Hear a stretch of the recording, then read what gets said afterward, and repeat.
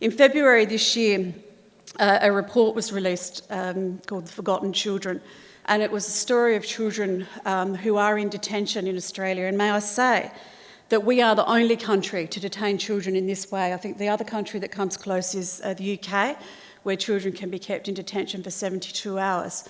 Compare that with the statistics on this slide. We've got one child who's been in detention for over 5 years.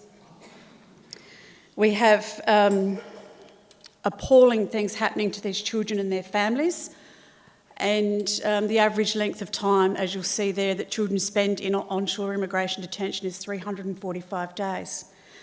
This report details some of the atrocities that are happening to these children under our care, and that is serious issues of physical and emotional and sexual abuse, children as young as 7 reporting incidences of abuse, young mothers sewing their lips together in protest about the conditions that they and their families are living in, and the fact that their young babies are having difficulty learning how to walk because their entire family is contained in a room 1.5 metre by 1.5 metre, bunk beds down one side, mattresses that you pull out from the floor, and you go outside into 50-degree heat, and you're on decking with splinters and asphalt and dirt, that the children cannot actually learn how to crawl, and then hence, the skills of walking.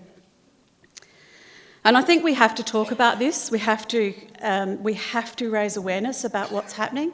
And I saw a report just this week that in terms of the UN had a special rapporteur that was going to go to Australia to actually talk to people about what's happening in our detention centres and also in the offshore centres on Manus Island and Nauru to refugees.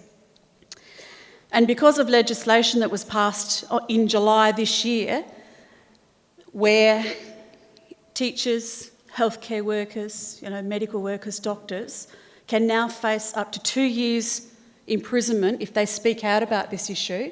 2 years. So you think about, your obligations as a teacher to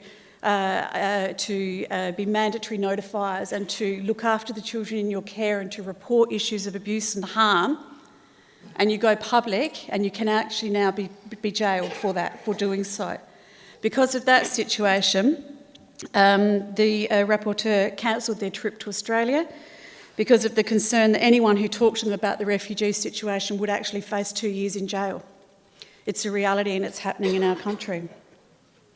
That despite a commitment to take an extra 10,000 refugees from the Syrian crisis, the new Prime Minister Malcolm Turnbull has confirmed that not a single refugee from Manus Island or from Nauru will ever step foot on Australian soil. Not one. So what will happen to these people? What will happen to these people? But I thought I'd also just share with you, this is one of the pictures that was released as part of the report.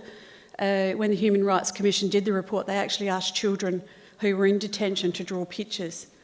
And so I think this really tells a story. There were a lot of pictures, some of children who were crying tears of blood, and others of their families being locked up. They do need our help, and we have to speak out publicly about it, about what's happening, because if these children and their families ever do leave these detention centres and come out into our communities and our schools, they're going to need some significant help in terms of rebuilding their lives, but also dealing with the emotional and very serious health issues of being incarcerated.